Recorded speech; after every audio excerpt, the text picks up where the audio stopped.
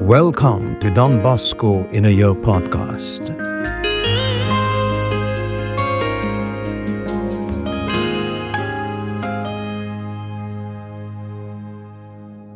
The year 1849 was painful and sterile, even though it had caused great fatigue and enormous sacrifice. But it was preparation for 1850, which was less turbulent and much more fruitful. Let us begin with the Pinardi house. Those who had been dislodged from this house found it hard to take. "Isn't it disgusting?" they went round saying, "that a house of entertainment and relaxation should fall into the hands of a priest, and an intolerant priest at that." Pinardi, moreover, was offered a rent almost twice as great as ours, but he felt considerable remorse at getting more money by sinful means. So, several times he had offered to sell the house if ever I wished to buy it. But his price was exorbitant.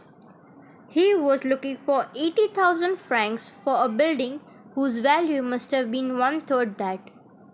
God wished to show that He is the master of hearts, and He showed it here.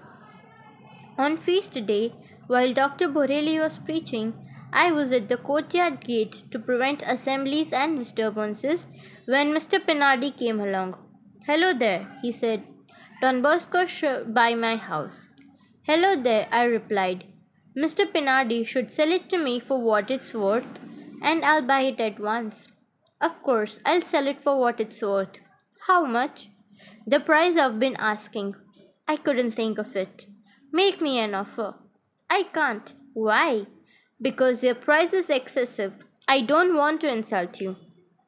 "Offer what you wish." "Will you sell it to me for what it's really worth?"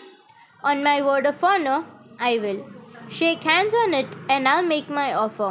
"How much then?" I suggested to him. "I've had it valued by a friend of yours and mine. He assured me that, in its present state, we ought to be discussing a price between 26 and 28,000 francs. And to close the deal, I'll give you 30,000 francs. Will you throw in a brooch worth 500 francs as a gift for my wife?" "I'll give her that," I said. "Will you pay cash?" "I'll pay cash. Whenever you please. 2 weeks from tomorrow. Payment in one installment. Everything just as you wish. A fine of 100,000 francs on whoever backs out. Amen." That transaction took only 5 minutes.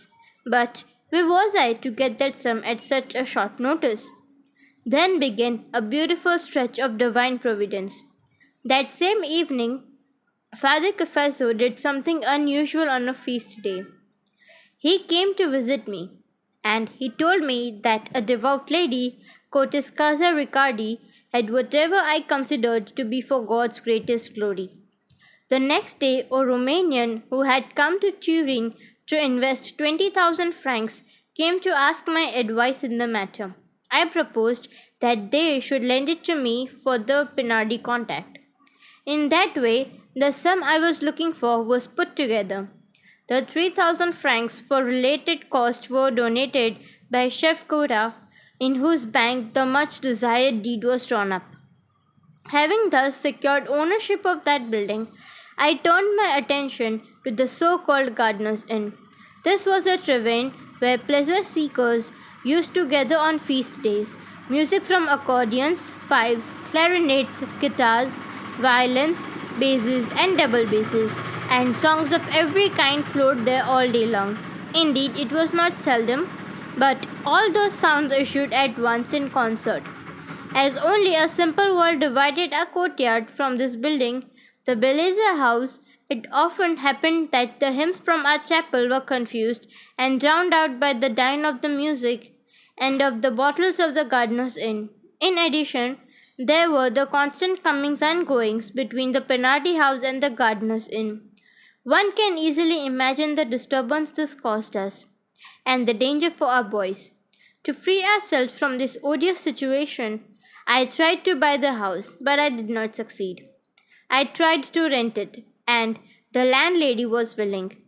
But the tavern keeper claimed exorbitant damages. Then I proposed to take over the whole Trevane, pay the rent, and buy all the furnishings of the bedrooms, table service, cellar, kitchen, etc.